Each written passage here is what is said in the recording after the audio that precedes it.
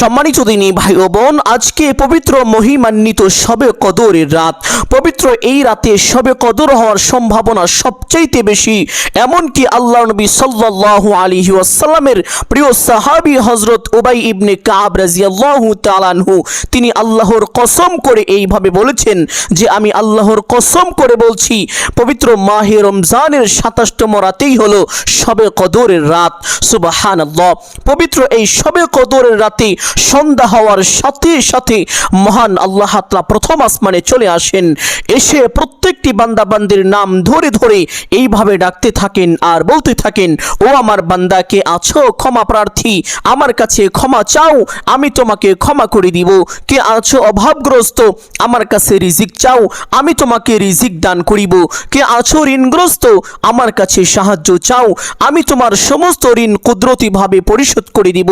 কে আছো কঠিন রোগে আক্রান্ত, আমার কাছে শেফা চাও, তোমার সমস্ত রোগ ভালো করে দিব। কে আছো সন্তানাদি হয় না, আমার কাছে সন্তান চাও, আমি তোমাকে নেককার সলিহিন সন্তান দান করিব। ও আমার বান্দা বান্দিরা, কে আছো কার কি প্রয়োজন, আমার কাছে চাও, আমি তোমার সমস্ত চাওয়াকে আজ পূরণ করে দিব। সুবহানাল্লাহ। মহান আল্লাহ তাআলা এইভাবে সন্ধ্যা থেকে শুরু করে ফজর রাত পর্যন্ত বান্দা বান্দির নাম ধরে ধরে ডাকতে থাকেন আর বলতে থাকেন। সম্মানিত দিনী ভাই ও বোন আমার, পবিত্র এই রাত হাজার মাসের চেয়েও বেশি উত্তম। এই রাতে নবীজির শিখানো একটি ছোট্ট দোয়া শুধুমাত্র 21 বার যদি পাঠ করিতে পারেন, আপনার কপাল খুলে যাবে, ভাগ্য পরিবর্তন হয়ে যাবে। আল্লাহ নবী সাল্লাল্লাহু আলাইহি ওয়াসাল্লাম এই দোয়ার ব্যাপারে আল্লাহ তাআলার কসম করে এইভাবে বলেছেন যে আমি আল্লাহর কসম করে বলছি, যার হাতে আমার প্রাণ, যেই ব্যক্তি এই দোয়ার মাধ্যমে আল্লাহ তাআলার কাছে কোনো কিছু চাইবে, আল্লাহ তাআলা কখনোই তাকে খালি হাতে ফিরাবেন না, অবশ্যই তার চাওয়াকে পূরণ করে দিবেন। যেই ব্যক্তি এই দোয়ার মাধ্যমে আল্লাহকে ডাকবেন, আল্লাহ তাআলা অবশ্যই তার ডাকে সাড়া দিবেন। সুবহানাল্লাহ। সম্মানিত দিনী ভাই ও বোন আমার, অনেকেই অভাবগ্রস্ত, অনেকেই ঋণগ্রস্ত, দুঃখ কষ্ট পেরেশানি বিপদ আপদ বালা মুসিবত একটার পরে একটা লেগেই থাকে। সারা বছর আপনি সুখ শান্তিতে থাকতে পারেন না, দুঃখ কষ্টের মধ্যে সব সময় থাকেন। আমি বলবো, পবিত্র এই মহিমান্বিত শবে কদরের রাত, ভাগ্য পরিবর্তনের রাত, এই রাতে নবীজির শিখানো ছোট্ট দোয়াটি পাঠ করে আল্লাহ তাআলার কাছে দোয়া করুন।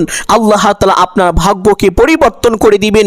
আপনার ভাগ্য থেকে সকল প্রকার দুঃখ দুর্দশা বিপদ আপদ বালা মুসিবত অভাব অনটন সাথে সাথে দূর করে আল্লাহ তাআলা আপনার ভাগ্যের মধ্যে দুনিয়ার সকল কল্যাণ এবং সফলতা দান করে দিবেন।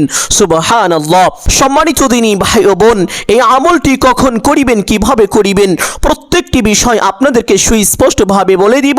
সকলেই গভীর মনোযোগ দিয়ে শুনবেন ইনশাআল্লাহ। এই আমলটি করার জন্য প্রথমে উত্তম রূপে ওযু করিবেন। ওযুর পূর্বে ছোট্ট দুইটি বিষয় অবশ্যই লক্ষ্য করিবেন। এক নাম্বার বিষয় হলো ওযুর পূর্বে ওযুর নিয়ত করা। অনেকেই জানেন না ওযুর নিয়ত কিভাবে করতে হয়, অথচ কিতাবের মধ্যে এসেছে ওযুর পূর্বে ওযুর নিয়ত না করিলে ওযু পরিপূর্ণ হয় না, ওযু সহি হয় না। সম্মানিত দিনী ভাই ও বোন, আপনার ওযু পরিপূর্ণ এবং সহি শুদ্ধ হওয়ার জন্য অবশ্যই ওযুর পূর্বে ওযুর নিয়তটি এইভাবে করিবেন।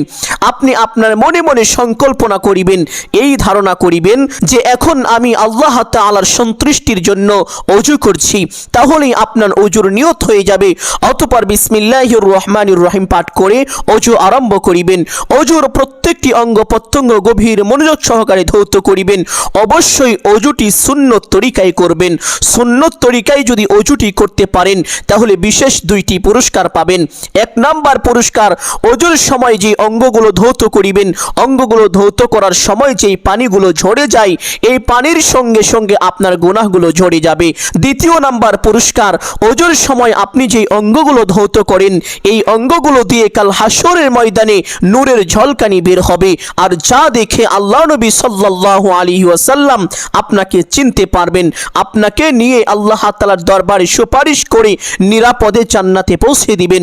শুধু তাই নয়, কাল হাসরের ময়দানে আপনার হাসর হবে নবীদের সঙ্গে সম্মানের সাথে। সুবহানাল্লাহ।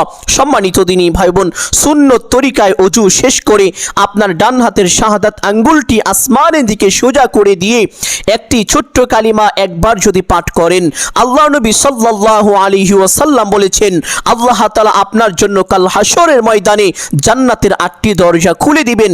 আপনি জান্নাতের যেই দরজা দিয়ে ইচ্ছে সেই দরজা দিয়ে সসম্মানে বিনা হিসাবে জান্নাতে প্রবেশ করতে পারবেন। আপনার জন্য কোনো বাধাই থাকবে না। সুবহানাল্লাহ। সম্মানিত দিনী ভাই ও বোন আমার, আপনি যদি চান আপনার জান্নাতে যাওয়ার পথ অতি সহজ হোক, সুগম হোক, তাহলে অবশ্যই প্রত্যেক ওযুর পরে ছোট্ট কালিমাটি একবার এইভাবে পাঠ করিবেন, আশহাদু আল্লা ইলাহা ইল্লাল্লাহু ওয়াহদাহু লা শারীকা লাহ ওয়া আশহাদু আন্না মুহাম্মাদান আবদুহু ওয়া রাসূলুহু। কালিমাটি পাঠ করা শেষ করে একটি পবিত্র স্থানে চলে যাবেন, গিয়ে চেষ্টা করিবেন 2 রাকাত তাহিয়াতুল ওযুর সালাত আদায় করার জন্য। যদি আদায় না করেন কোনো সমস্যা নেই, আদায় করলে অনেক সওয়াব হবে। অতঃপর চেষ্টা করিবেন এশারের 4 রাকাত ফরজ নামাজ পড়ার পূর্বে 4 রাকাত সুন্নতে গায়রে মুআক্কাদা আছে, এই 4 রাকাত সুন্নতে গায়রে মুআক্কাদা নামাজ পড়ার জন্য। না পড়লে কোনো গুনাহ নেই, কিন্তু পড়লে অনেক সওয়াব আছে। অতঃপর এশারের 4 রাকাত ফরজ নামাজ সঠিকভাবে পড়বেন।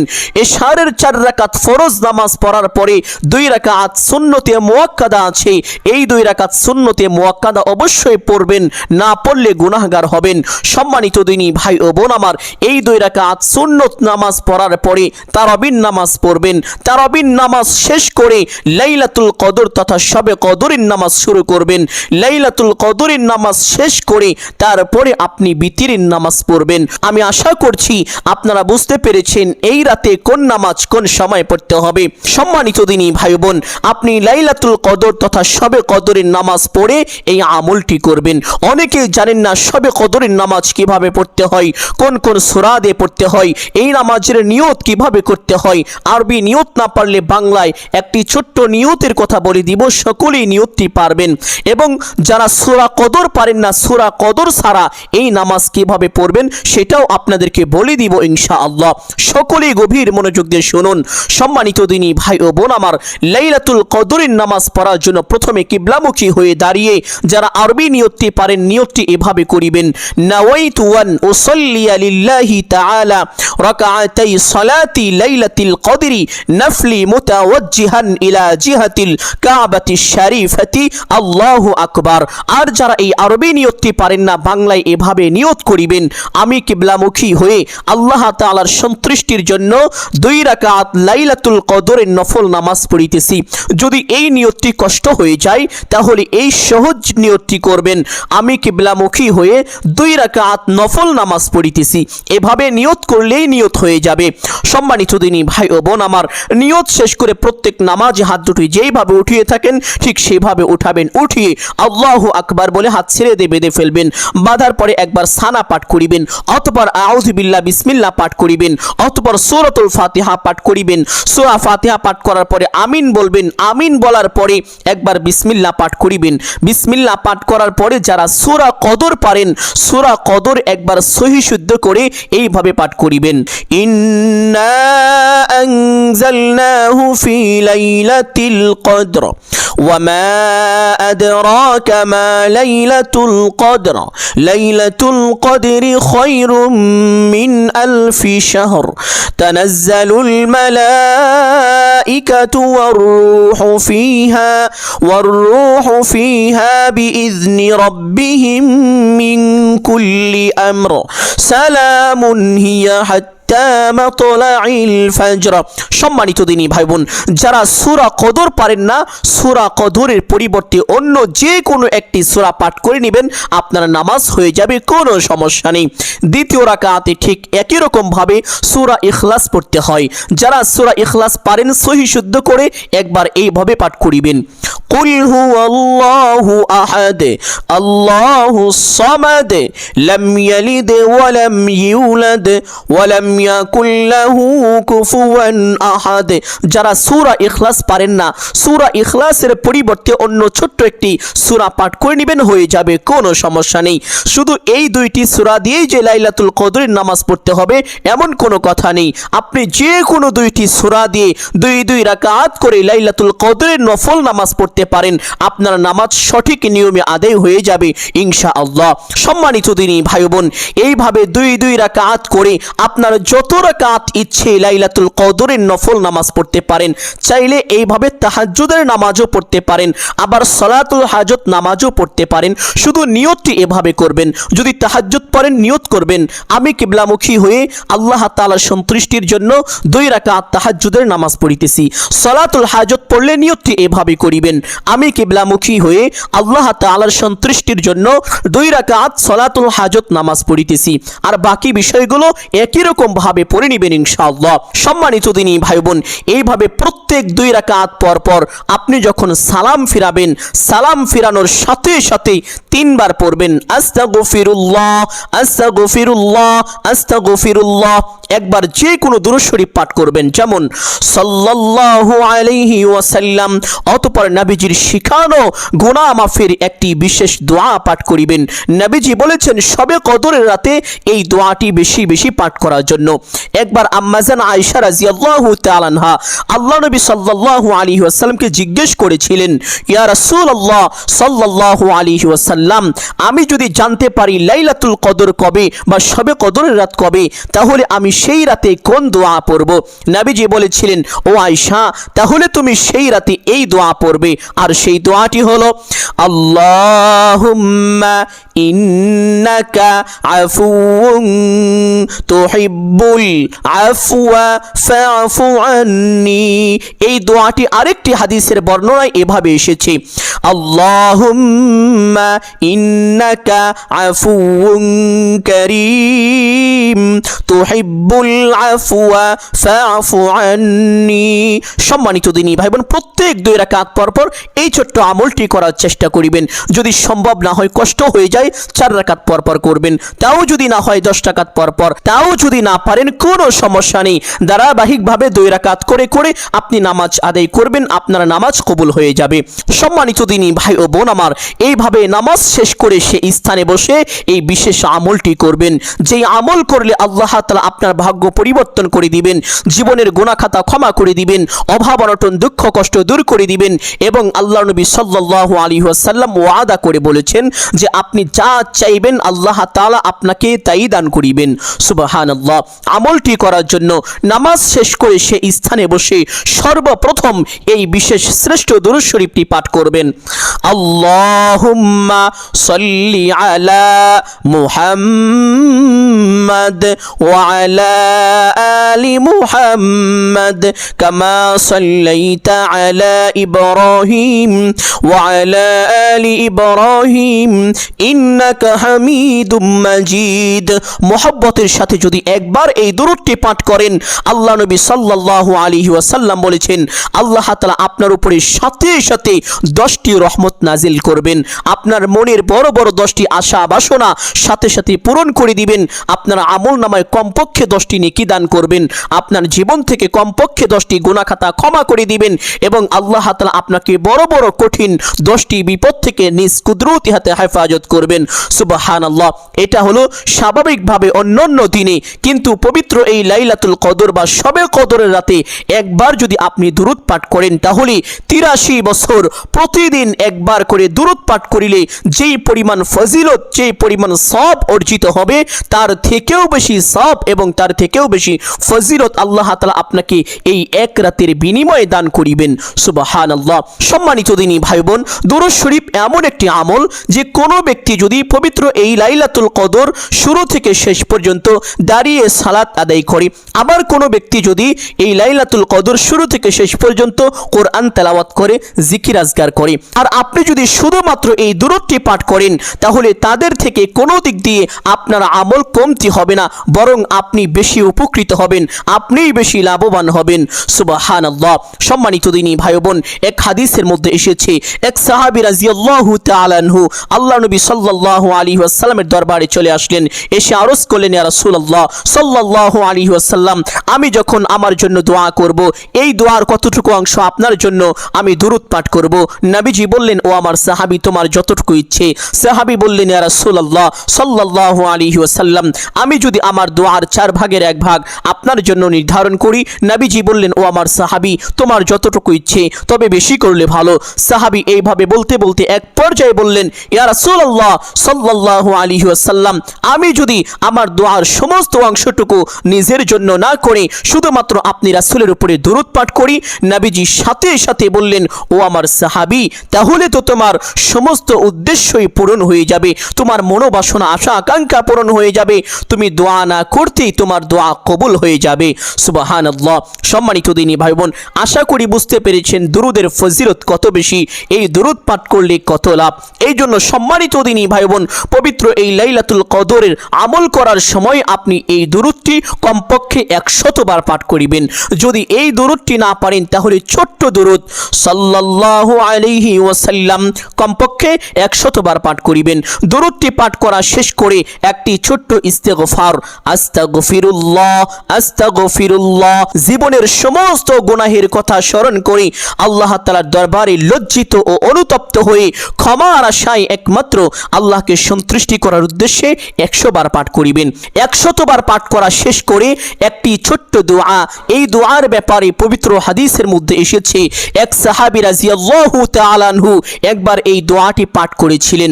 এই দোয়াটি শুনে ফেরেশতারা অবাক হয়ে গিয়েছিলেন, আশ্চর্য হয়ে গিয়েছিলেন। ফেরেশতারা তার আমলনামায় কি লিখবে কোনো কিছুই বুঝতে পারছিল না।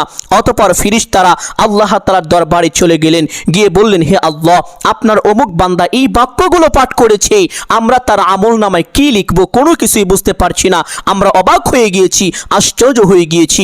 মহান আল্লাহ তাআলা বললেন, ও আমার ফেরেশতারা শোনো, আমার এই বান্দা যেই দোয়াটি পাঠ করেছে এই দোয়ার নেকি লিখে তোমরা শেষ করতে পারবে না, এটা তোমাদের মতো ফেরেশতাদের দ্বারা সম্ভব নয়। আমার বান্দা যেই দোয়াটি পাঠ করেছে তার আমলনামার মধ্যে এই দোয়াটি এভাবে লিখে রাখো, কাল হাসরের ময়দানে আমি আল্লাহ নিজ কুদরতি হাতে আমার বান্দাকে পুরস্কৃত করব। সুবহানাল্লাহ। সম্মানিত দিনী ভাই বোন, আর সেই ছোট্ট দোয়াটি হলো, ইয়া রাব্বি লাকাল হামদু কামা ইয়ানবাগি লিজালালিক ওয়াজহিকা ওয়ালিআযীমি সুলতানিকা। দোয়াটি আরো একবার পাঠ করছি, সকলেই মুখস্থ করে রাখার চেষ্টা করুন। মুখস্থ না করতে পারলে খাতার মধ্যে বাংলায় লিখে রাখুন, দেখে দেখেও দোয়াটি পাঠ করতে পারবেন। দোয়াটি হলো, ইয়া রাব্বি লাকাল হামদু কামা ইয়ানবাগি লিজালালিক ওয়াজহিকা ওয়ালিআযীমি সুলতানিকা। সম্মানিত দিনী ভাই বোন, আমলের সময় ছোট্ট দোয়াটি 100 বার পাঠ করিবেন। পাঠ করা শেষ করে শবে কদরের রাতে নবীজি সাল্লাল্লাহু আলাইহি ওয়াসাল্লাম যেই দোয়াটি বেশি বেশি পাঠ করতে বলেছেন সেই দোয়াটি পাঠ করিবেন। দোয়াটি হলো, আল্লাহুম্মা ইন্নাকা আফুউন তুহিব্বুল আফওয়া ফাআফু আন্নি। এই দোয়াটিও 100 বার পাঠ করিবেন। পাঠ করা শেষ করে সেই বিশেষ দোয়াটি পাঠ করিবেন যেই দোয়ার ব্যাপারে আল্লাহ নবী সাল্লাল্লাহু আলাইহি ওয়াসাল্লাম কসম করে এইভাবে বলেছেন, আমি ওই আল্লাহর কসম করে বলছি যার হাতে আমার প্রাণ, যেই ব্যক্তি এই দোয়ার মাধ্যমে আল্লাহ তাআলার কাছে কোনো কিছু চাইবে আল্লাহ তাআলা কখনোই তাকে খালি হাতে ফেরাবেন না, অবশ্যই তার চাওয়াকে পূরণ করবেন। যেই ব্যক্তি এই দোয়ার মাধ্যমে আল্লাহকে ডাকবেন আল্লাহ তাআলা অবশ্যই তার ডাকে সাড়া দিবেন। সুবহানাল্লাহ।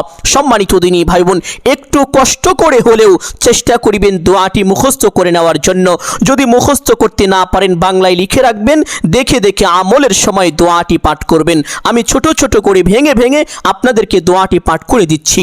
দোয়াটি হলো, আল্লাহুম্মা ইন্নী আসআলুকা বিআন্নী আশহাদু আন্নাকা আনতাল্লাহু লা ইলাহা ইল্লা আনতা আহাদুস সামাদুল্লাযী লাম ইয়ালিদ ওয়ালাম ইউলাদ ওয়ালাম ইয়াকুল লাহু কুফুয়ান আহাদ। সম্মানিত দিনী ভাই বোন, এইভাবে এই দোয়াটি 100 বার যদি পাঠ করিতে পারেন, আপনার কপাল খুলে যাবে, ভাগ্য পরিবর্তন হয়ে যাবে। আপনি যা চাইবেন আল্লাহ তাআলা আপনাকে তাই দান করিবেন। আপনি যে দোয়াই করবেন সাথে সাথে কবুল করে নেবেন। সুবহানাল্লাহ। সম্মানিত দিনী ভাই ও বোন আমার, দোয়াটি 100 বার পাঠ করা শেষ করে আবার সেই শ্রেষ্ঠ দুরুদে ইব্রাহিম 100 বার পাঠ করার চেষ্টা করিবেন। যদি দুরুদে ইব্রাহিম পাঠ করা কষ্ট হয়ে যায়, ছোট্ট দুরুদ সাল্লাল্লাহু আলাইহি ওয়াসাল্লাম কমপক্ষে 100 বার পাঠ করিবেন। পাঠ করা শেষ করে মোনাজাত করবেন। মোনাজাতের সঠিক নিয়মটি বলে দিচ্ছি, সকলেই লক্ষ্য করুন। মোনাজাতের শুরুতে 2টি বাক্য এভাবে বলবেন, আলহামদুলিল্লাহি রাব্বিল আলামিন ওয়াসসালাতু ওয়াসসালামু আলা সাইয়্যিদিল আম্বিয়া ওয়াল মুরসালিন। এই 2টি বাক্য বলার পরে সর্বপ্রথম আপনি আপনার গুনাহের জন্য আল্লাহ তাআলার কাছে ক্ষমা চাইবেন। ক্ষমা চাওয়ার পরে আপনার যেই সকল আত্মীয় স্বজন, পিতা মাতা, ভাই বোন যারা ইন্তিকাল করেছেন তাদের রূহের মাগফিরাতের জন্য আল্লাহ তাআলার কাছে দোয়া করবেন। অতঃপর আপনার যা কিছু প্রয়োজন সমস্ত কিছু আল্লাহ তাআলার কাছে চাইবেন। বিশেষ করে একটি কথা বলতে কোনোভাবেই ভুলবেন না, চাইলে আরবিতে বলতে পারেন। আরবিতে যদি বলেন তাহলে আল্লাহ তাআলা পবিত্র কোরআনে আমাদেরকে শিখিয়েছেন, তা হলো রব্বানা আতিনা ফিদ দুনিয়া হাসানাহ ওয়া ফিল আখিরাতি হাসানাহ ওয়া কিনা আযাবান নার। হে আল্লাহ, দুনিয়া এবং আখিরাতের সমস্ত কল্যাণ আপনি আমাকে দান করুন এবং দুনিয়া ও আখিরাতের সমস্ত অকল্যাণ থেকে আমাকে হেফাজত করুন। হে আল্লাহ, শুধু তাই নয়, জাহান্নামের আগুন থেকেও আমাকে হেফাজত করুন, বাঁচিয়ে দিন। এইভাবে বাংলায়ও আপনারা চাইলে দোয়াটি করতে পারেন। দোয়া শেষ করে একবার বলবেন, হে আল্লাহ, আপনার হাবিবের উসিলা করে আমার দোয়া মোনাজাত কবুল আর মঞ্জুর করে নিন। অতঃপর 3 বার বলবেন, আমিন আমিন আমিন বিরহমাতিকা ইয়া আরহামার রাহিমিন। মোনাজাত শেষ করে একবার পড়বেন সাল্লাল্লাহু আলাইহি ওয়াসাল্লাম। সাথে সাথে আপনার দোয়া আল্লাহ তাআলার আরশে আযমে পৌঁছে যাবে, আপনার দোয়া কবুল আর মঞ্জুর হয়ে যাবে। এইভাবে যদি আমলটি করতে পারেন, আমি 100% গ্যারান্টি দিয়ে বলতে পারি, ওয়াল্লাহি, আল্লাহর কসম করে বলতে পারি, আপনার দোয়া অবশ্যই কবুল হবে। আপনার দোয়া কবুল হওয়া থেকে কখনোই বিরত থাকবে না, বঞ্চিত হবে না ইনশাআল্লাহ। মোনাজাত শেষ করে অবশ্যই দুরূদ পাঠ করতে ভুলবেন না। পবিত্র হাদিসের মধ্যে নবীজি বলেন, যেই ব্যক্তি দোয়ার পূর্বে এবং পরে দুরূদ পাঠ করে না, ওই ব্যক্তির দোয়া আল্লাহ তাআলার আরশে পৌঁছায় না। এই জন্য অবশ্যই মোনাজাত শেষ করে সাথে সাথে একবার পড়বেন সাল্লাল্লাহু আলাইহি ওয়াসাল্লাম। সম্মানিত দিনী ভাই ও বোন আমার, আমি আশা করছি আজকের এই আমলটি আপনাদের সকলের জন্য অত্যন্ত গুরুত্বপূর্ণ এবং উপকারী ছিল। অতএব সকলকে বলবো, সদকায়ে জারিয়ার উদ্দেশ্যে কমপক্ষে একটি হলেও শেয়ার করে দিবেন। যদি আলোচনাটি ভালো লাগে অবশ্যই ভিডিওতে একটি লাইক করবেন, কমেন্টে আমিন বলে দোয়ায় শরীক থাকবেন। যারা এই চ্যানেলের নতুন দর্শক রয়েছেন, চেষ্টা করিবেন চ্যানেলটি সাবস্ক্রাইব করে রাখার জন্য।